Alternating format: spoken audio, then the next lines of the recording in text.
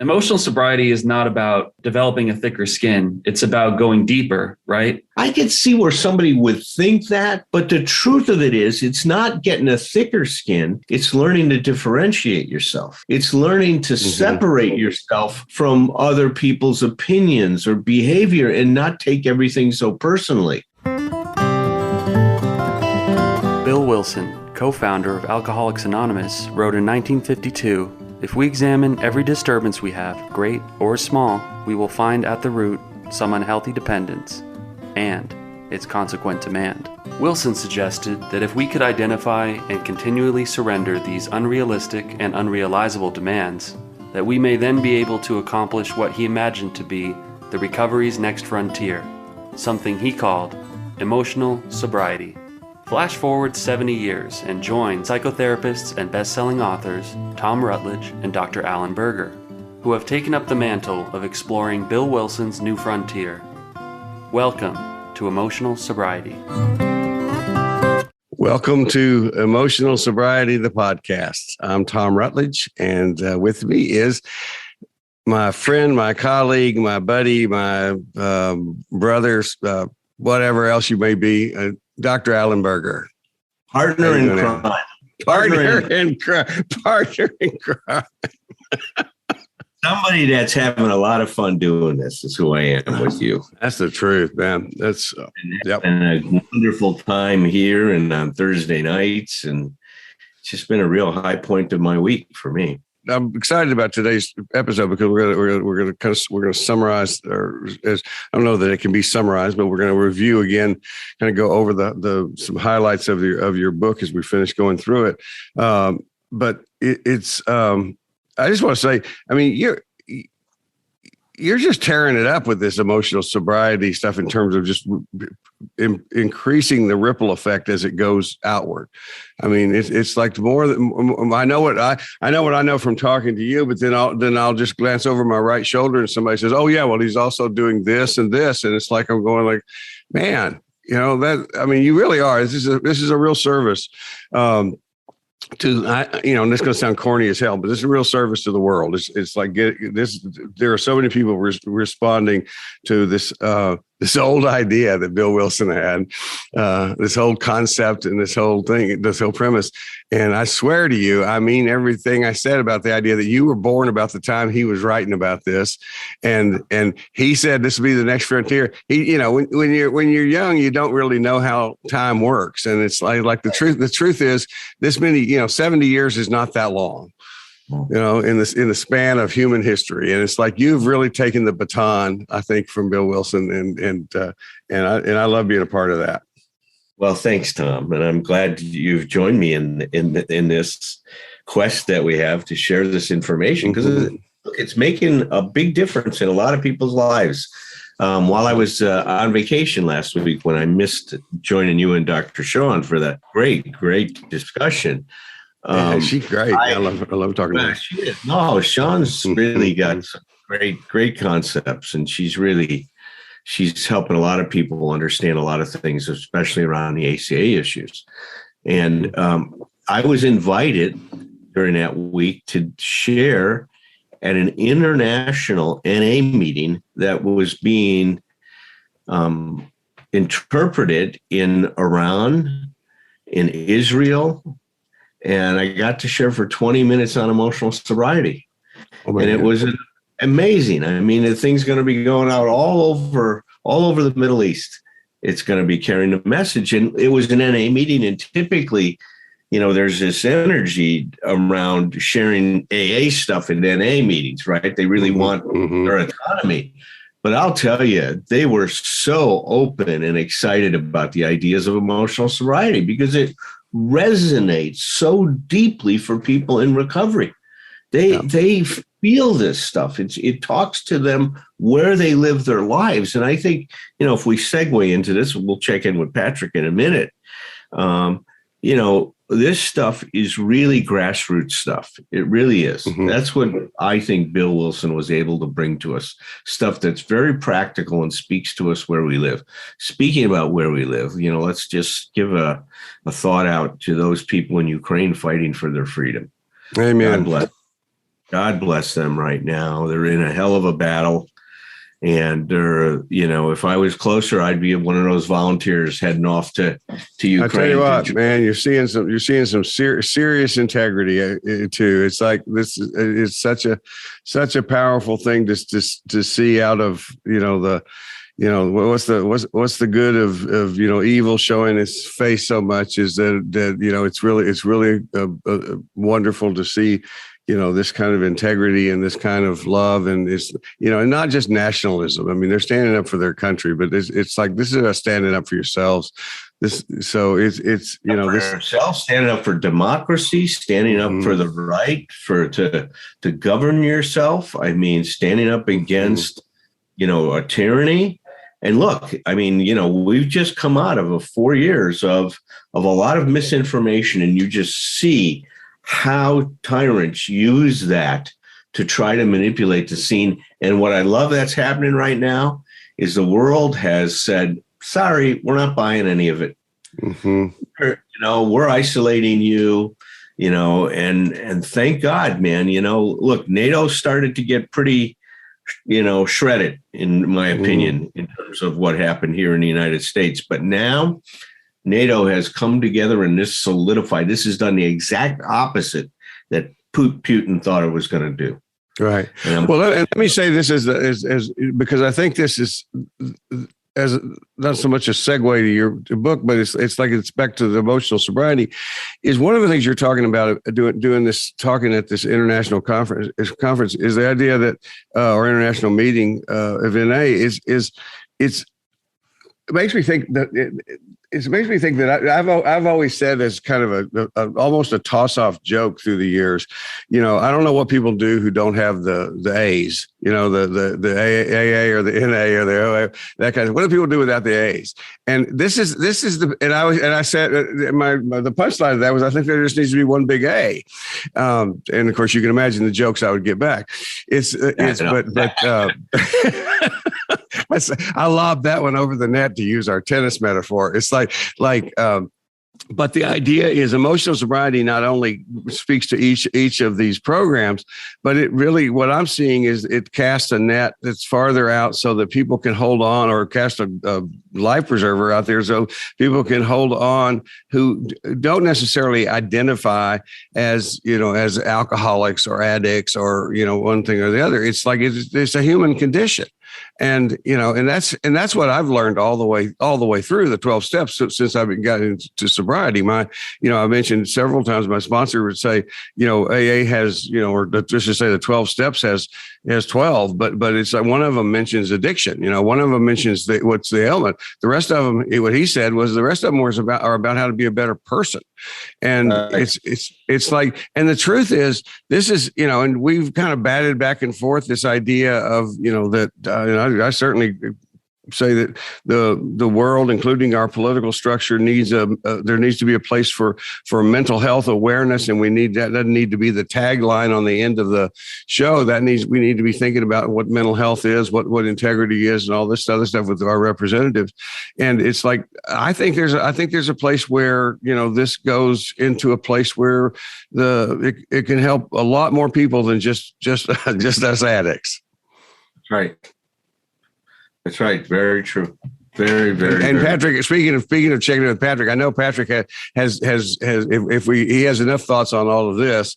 If you and I could just take the rest of the morning off and give it over to Patrick, and he could. No, I just wanted to tie it into our exploration of this book and the work we've been doing on the podcast. Is I'm in a lot of therapy with. Both individually and with my girlfriend. We're working through some things, and she's also in recovery. And she was asking my advice on something last week. And so I was trying to describe for her the emotional sobriety project, or how I see the function of my recovery and how I'm going about it. And, the most rudimentary way I could think of to describe it to her is that, from maybe the age of 16 up until the age of 31, several years ago, I would not manage my emotions without mediating them with alcohol or drugs. And I think like the work I've been doing with you guys and going through Alan's book, it's just like a whole index for how to actually like, I mean, I'm just feeling things for the first time, I think, and like good things and bad things, and then mediating those somehow, and then understanding them, you know, in like a practical sense. And so that's kind of like my ground floor, you know, conception of emotional sobriety, is that it's like a mindful way of sorting and, you know, moving through the emotions that come with life. Well, that's beautiful. I mean, and managing, it's like that. I mean, wow. I mean, I think emotional sobriety is one of those things where you can, you know, it's weird that we spend all this time with it, but I think all three of us probably get that deal where somebody says, what is it? And we go like, okay, it's not like, how do I define it? It's like, which definition do I want to use here? Because it depends on the angle. It is a complex thing. And it's like, you look at it from over here and do this, but that's beautiful. And the idea that you can feel your feelings for the first time. And I'm gonna add something to what you said, and you tell me if it's true or not. It's like I'm feeling the good ones and the bad ones, but even feeling the bad ones is good. Yeah, because that's you're learning, idea. You're growing. Yeah, it's like it's. I mean, and with practice, you begin to know that even in the moment. You know, I've had the last couple of weeks, I've had some kind of lapse back into some where I can feel the old thinking trying to push in and stuff like that. And I'm dealing with stuff in a different way. And it's like, even though it sucks, it's like you're going, you have this perspective that says, no, this is part of and I love your term for it, Patrick, the emotional sobriety project, man. It's like, there's a book title for us, Alan. I love it. It is a project. Yeah. No, that's great. You know, it's so funny because you just summarized the book very well.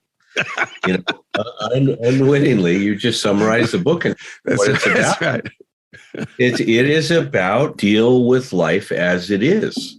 Yep. Instead of demanding that life be something that it's not. And so many of us generate these fantasies about what life is supposed to be like for us to be okay. And I think the minute we do that, we diminish our ability to cope with life, because we're now setting up this expectation that things are going to happen in a way where we're going to just feel good all the time. Mm-hmm. It is such right. crazy. Nothing misses the point more than that. It's like, that's not the point. It's not the point. And we get that going. I mean, I wanted to read you guys a little something this morning, because it really kind of goes to this whole theme that we've been talking about a lot in terms of like, how does this stuff show up in relationships, right? You know, and one of my favorite authors is Dr. Nathaniel Branden, right? I know you've been reading him too, Tom. He really is talking about emotional sobriety when he talks about autonomy, and we've used that synonymously. You know, so emotional sobriety is emotional autonomy. He goes, romantic love is for grown-ups. I love this. He says this for grown-ups. It's not for children. It's not for children in a literal sense, and also in a psychological sense, not for those who, regardless of age, still experience themselves as children. And what Bill said when he was talking about that letter, our failure to grow up. I mean, right. Bill nailed it in terms of this. He says, let us remind ourselves of the meaning of autonomy. Autonomy pertains to an individual's capacity for self-direction and self-regulation. Yep. Self-direction and self-regulation. Autonomy and self-esteem are inseparable. Autonomy and self-esteem and emotional sobriety are inseparable. Both or all presuppose successful separation and individuation. Autonomous individuals understand that other people do not exist merely to satisfy their needs.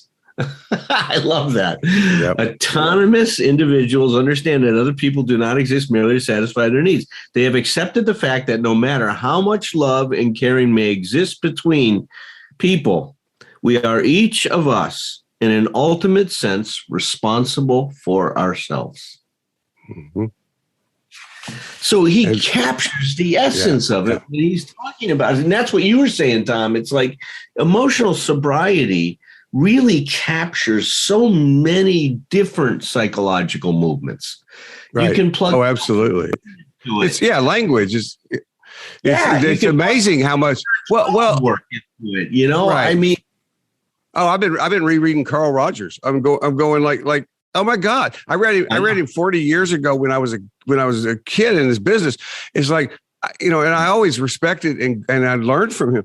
But but when I read him initially, it was like, oh, he's the good listener. Okay, it's like I'm reading him now and go like, this guy was a renegade, wild man in terms of what he was doing and how smart he is. It's like it's.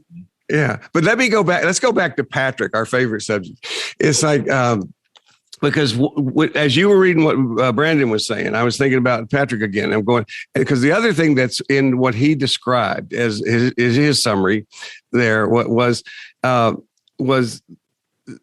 didn't say it specifically in terms of using his I pronoun, but what I got from that was the emotional sobriety is for him is he's learned that he can do this. See, the reason we go to whether it be alcohol, drugs, or other behaviors, or just duck and cover and get under the blanket, is because we don't see. This is the self-esteem. We really don't know that we can do this.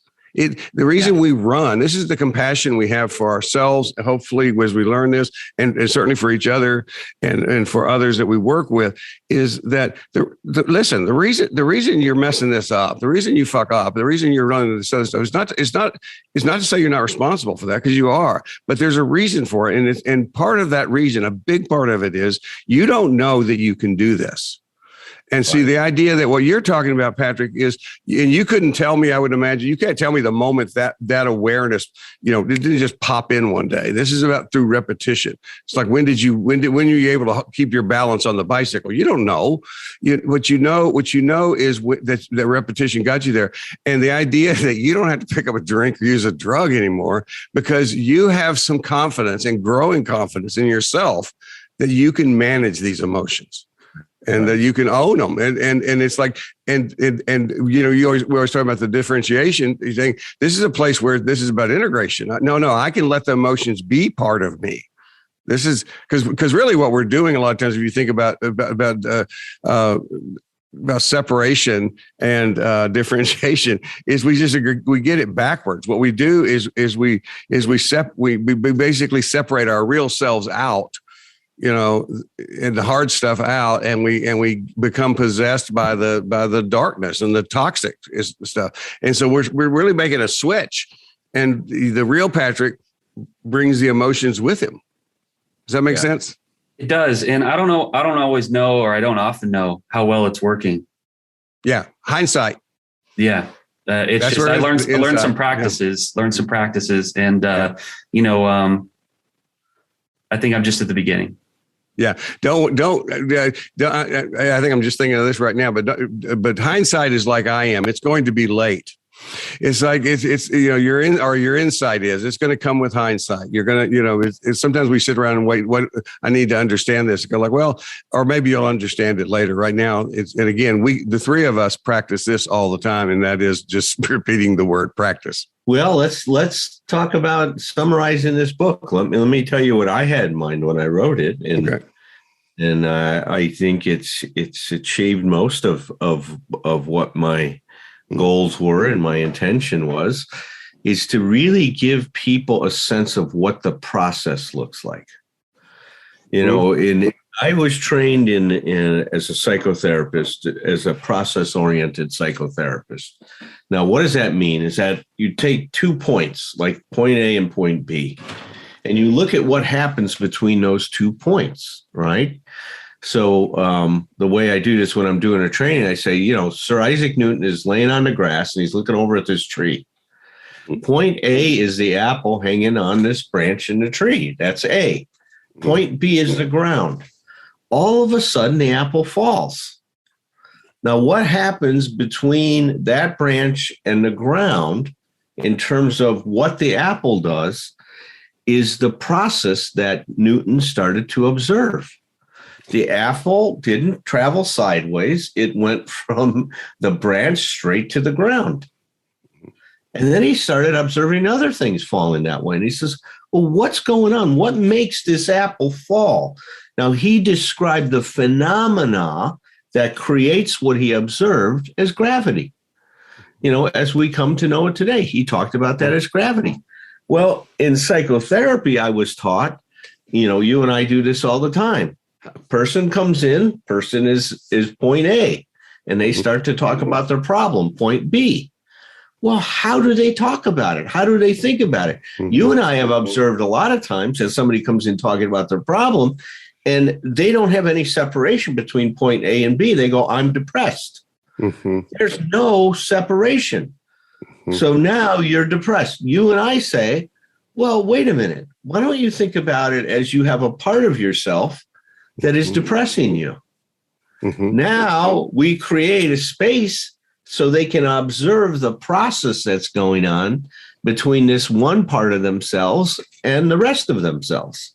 And sometimes with something as simple as just language that we don't have to point out, it's just if we respond by just simply saying, so you're dealing with depression, okay, that already, see, that creates it. And it's like sometimes we begin by doing that. I mean, sometimes if somebody's, especially I think for you and I these days, a lot of times people who come to see us are already familiar with some of our thoughts because they've read our books and that kind of stuff. So I like that. We're spoiled. I am anyway, because you get to just jump right into it at that point and just say, okay, well, here's the chair, put the thing over there. Let's go to work. But it's like at the beginning when somebody's doing that, what we're doing is we're trying to help them see, because I am dealing with depression, or even, I don't care, even I hate my depression, is there is a differentiation in there. There is a separation between themselves and the problem. So because as therapists, as you and I are going to work, I always tell this to my clients, you and I are going to work together to solve the problem. Now, the problem is not depression itself. The problem is not even alcohol. The problem is our relationship to it. What do you have to do? Yes. If you're in recovery and you want to achieve emotional sobriety? Now, we know because we've been now doing it for over a year, we've been talking about how the steps help achieve emotional sobriety. So clearly, if you work the steps, but the steps also create a certain process inside of a person. And what I was looking at is, what is that process? I wanted to look at the meta issues that are involved, right? To go beyond that and say, well, and we started with in the book, right, waking up, because that's the first thing that has to happen, is we have to have a crack in that cosmic egg that says, you know what, maybe the way that I've been thinking about things, the way I've been looking at things, the set of beliefs that I've developed in my life, that they're a part of, that they are the problem. It's like, oh my goodness, if that starts out this week, I like to think of it as a disillusionment. If I can become disillusioned with the way that I've been functioning, I now open myself up to new possibilities. And Tom, that's one of the things I've loved about working with you through the years. When somebody sits down with you in therapy, and I've seen it because of the demonstrations we've done together, they're going to leave that session with a set of new possibilities in their life. I've seen it many times. You've seen me do it many times. Yep. Possibilities. We may do it differently, but the effect is the same thing. They are going to discover that there's a whole nother way of looking at a problem, dealing with a problem, than heretofore they've ever considered in their life. And that's to me, the exciting thing about recovery, the exciting thing about therapy, especially the way, we, function as therapists. And the exciting thing about this emotional sobriety, the process leads to the discovery of new possibilities. The book talks about we will learn how to handle situations that used to baffle us. Well, that might be a great summary in terms of what is emotional, or what does emotional sobriety do? It really opens up some doors to you handling problems in ways that not only help you to deal with the situation, but that enhance who you are as a person, that grow you as a person. Mm-hmm. Well, and let's go ahead. No, go ahead. But that's the exciting thing about it. Yeah, I mean, because the thing you're in a process way, and your book absolutely, I mean, it's as we're teaching this stuff, as we're talking, as we're writing, we don't want to rewrite or restate the same sentence necessarily over and over again. Although each of us have our own sentences we repeat a lot that people will do when they're doing an impersonation of us. But but repetition is really important. And one of the things in terms of process, I mean, repetition is everything when it comes to process. If you're going to create a new habit, or I forgot his name again. Patrick, the guy who wrote The Power of Habit. I talk about that book a lot. I need to know his name. Let me look that up for you. Okay. But while he's doing that, what he says, I like this. What he says in his book, The Power of Habit, is the idea you don't. Charles Duhigg. Yeah, Charles Duhigg. It's like you don't replace. He fits into what you and I talk about. You don't get rid of, you don't replace. He says you change. You change the habit. It's like it's he talks about. I don't get off to we go off to later. I want to say this. In order to do all of this work is what you were describing before was just when you were saying when people come in and sit down and talk to either one of us, and although we have made some difference in our style, they're going to have stuff. They're going to come away with new possibilities. One of the things that I believe does that is the fact that we meet each person we're talking with genuine curiosity. So that one of the things that because a lot of times people, what I've discovered is that people coming to people like us or to doctors or something like that, we've really been trained to have this idea that this person is going to tell me what it is and what I'm supposed to do. And it's like, and it may even be, I'm sure there are people we could say that could be a little disconcerting at first when we're just curious about it and they're trying to figure it out. And we don't put ourselves out there and say, oh yeah, well, I got this. But I think one of the things we first start doing, and I never thought this technically as a method or any part of technique. I think just looking like we were talking about with Patrick with hindsight, looking back at my career, I can see I think this really helps. I think at that point we're actually modeling for the person a new way to look at themselves. It's like let's look into that. I wonder what that is. How long have you? Even if it's like how long have you been experiencing that? Is it worse sometimes than others? Is it And it's just like there's you just begin you begin to get really curious, and our problem solver, our curious problem solver comes out, and hopefully I hope after the very first episode session, I guess some people might call a session with me an episode, but but somebody would come out, they're actually thinking a little bit differently already. And your book takes people through a process. That part is not even less necessarily 1, 2, 3 laid out, but it's throughout the book about let's explore this, let's investigate this, let's look at all the possibilities. And create, and I don't know if we're creating new possibilities as much as we're discovering them. And I guess the term you use a lot. We discover new possibilities. No, and I love when you talk about that, we bring a curiosity to. It's what we love about this work.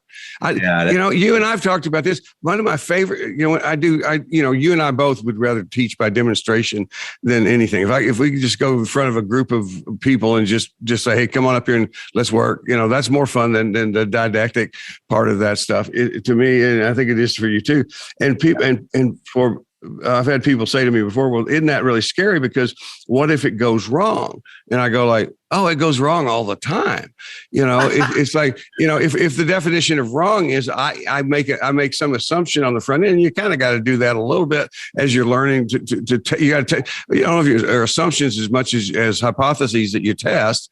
And it's like, I love those demonstrations when what I thought was the case turns out to be about halfway through. Oh, that's not it at all, right. because first of all, it piques my curiosity. But the other thing, especially when we're doing professional training, Alan, you and I love both of this, is I love showing people that doing our job has nothing to do with having to be right.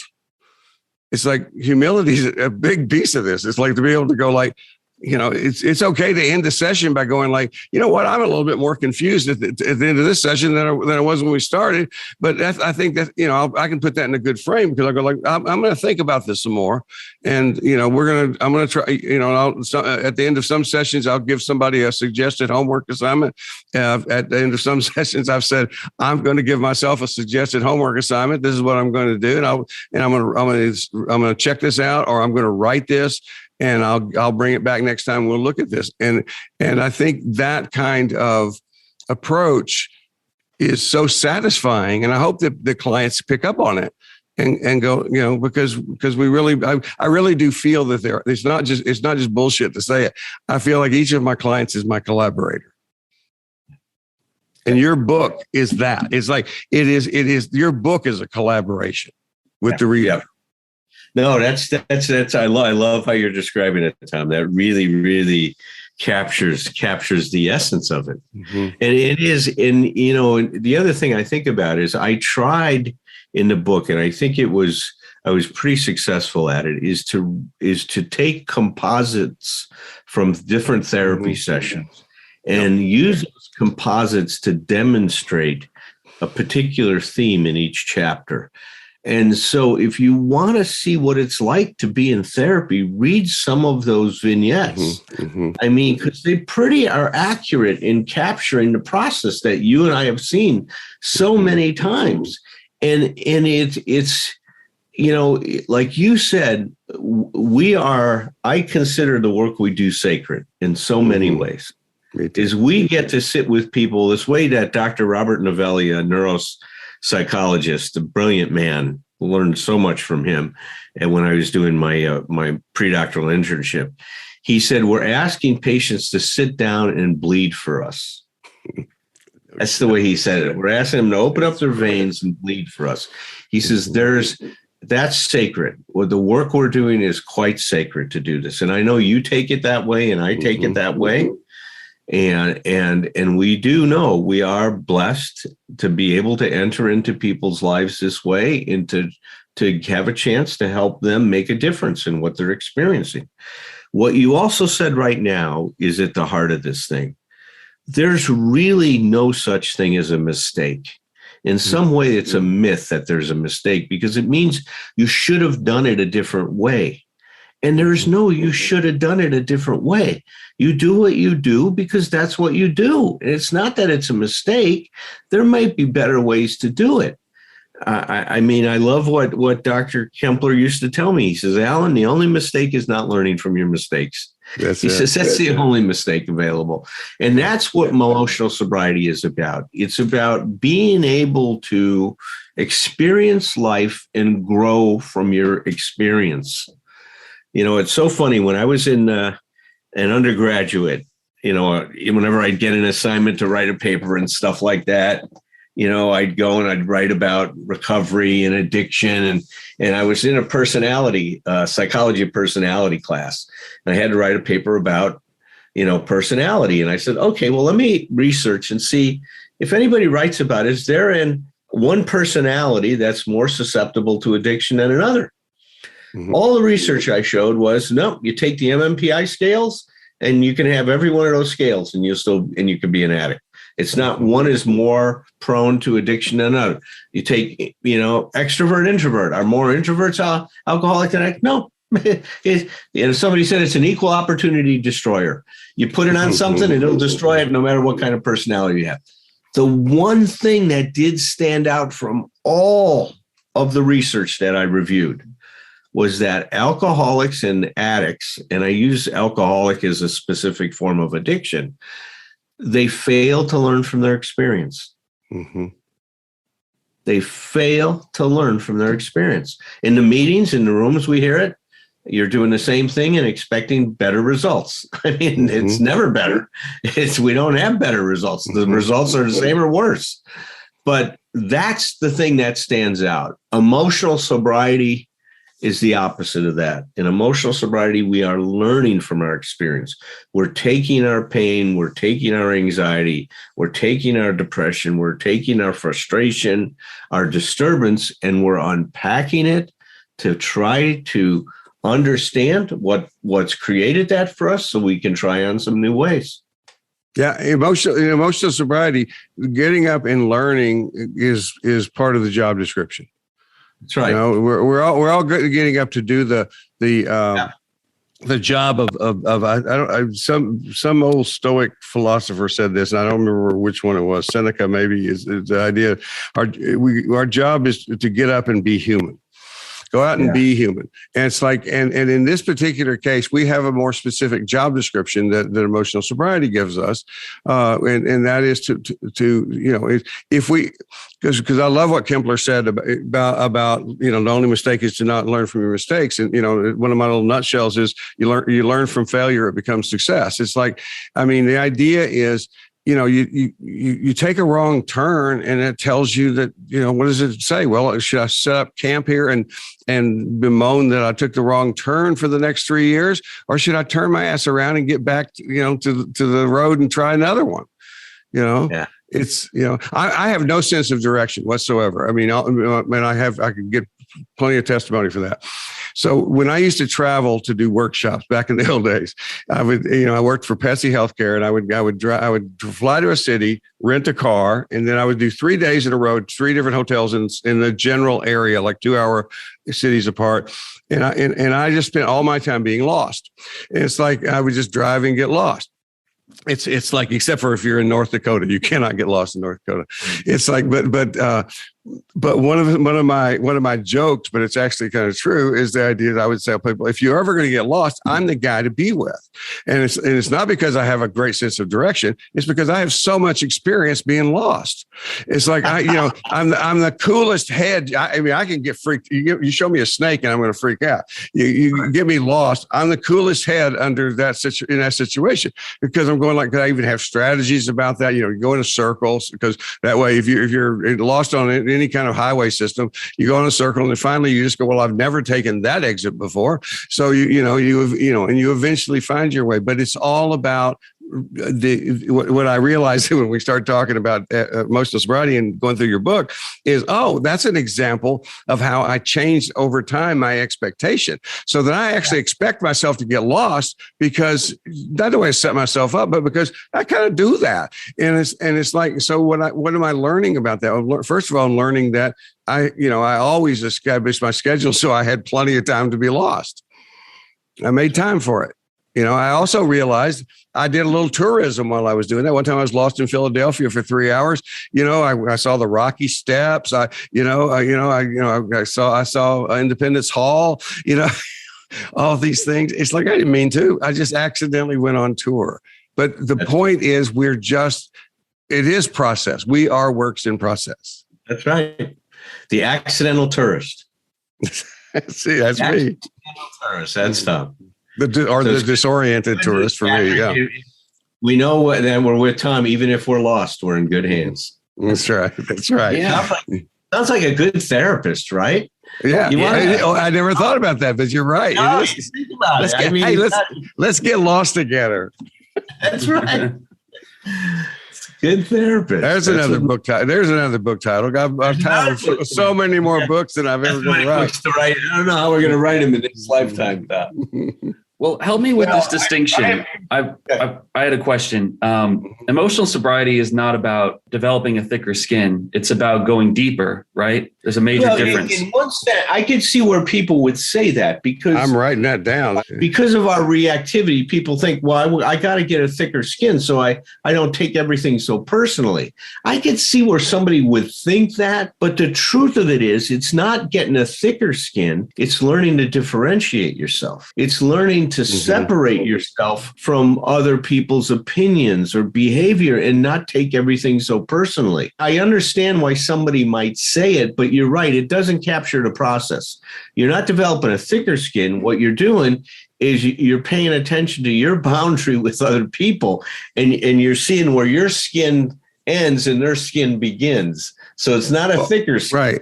Well, I love that you said that, because I've heard somebody recently use the term tolerant. We have to become more. Emotional sobriety people are more tolerant. It's like that doesn't work. I mean, it's like at least for me, this is language, so it can mean different things for different people. But tolerance for me generally means I'm storing stuff up and it's gonna come back and it's coming out later. But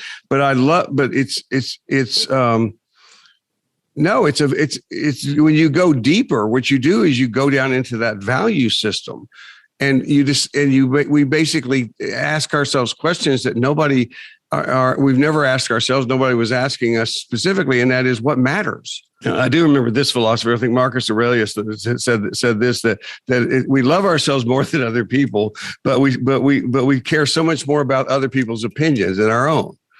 It's like even those of us who hate ourselves are still self-absorbed. That's right. That's the thing. It's like, but the idea is you go down there and we can't change this until you go deep enough to ask the question is, okay, why, okay, so you're telling me that Patrick, so you're upset because of what you think Patrick thinks of you or what he said to you. And you go, yeah, it's cutting me so deeply. It's like, I'm not saying it shouldn't matter, but I'm going like, so why are you so destroyed by that? And it's like, and why does it matter to you? It's like, so, what we're going to do when we're talking about actual relationships, we're not just going to go, it doesn't matter. Cause I think that's another mistake people make about emotional sobriety, that we're saying you don't care about whether, no, it's like, no, but it's like, how much does it matter? In what way does it matter? And what we're going to do in that session, if you're coming to me because you have a problem with Patrick, is we're going to figure out which part of that you need to deal with Patrick and which part of that you need to deal with yourself. And the part where we're destroying ourselves because somebody may not like us or may be critical of us, that's the part that is within ourselves. That's the intrapersonal part that you talk about throughout this book, where it's like we're to go back to the old TA redecision therapy, where we're really redeciding things. Right. That's right. Exactly true.